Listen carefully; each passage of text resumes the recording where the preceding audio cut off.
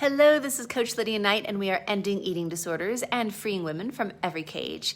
And freedom is having happy past memories. So let's dive quickly into how the neuroscience of the brain works.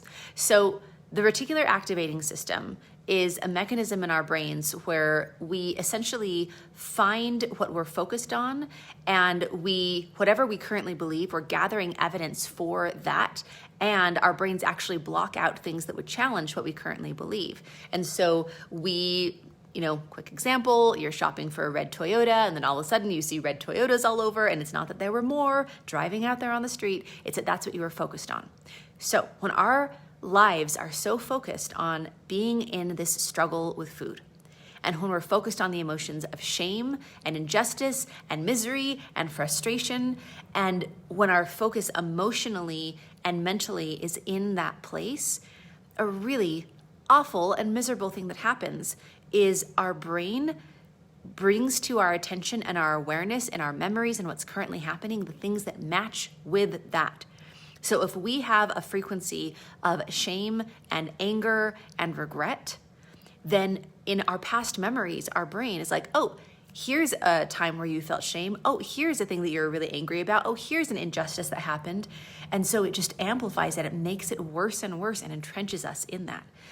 Now, the incredible thing about being on the side of freedom is that we have a different focus and a different frequency and energy. So we're in the energy of gratitude that we're finally done and free, in joy that we actually get to enjoy food and our lives, in relief, in happiness, in all of these beautiful emotions, being proud of ourselves because we're finally done with this problem. We don't have an eating disorder anymore. We don't have a struggle with food anymore.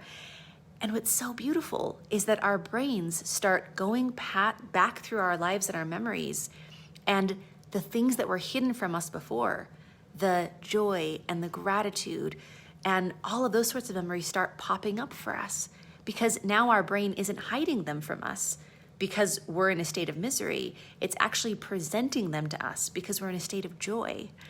And we've had so many of our grads be like, wow, I just have these beautiful memories coming back to me. Like, I used to think of all these memories of how awful, my family was and how awful I was treated.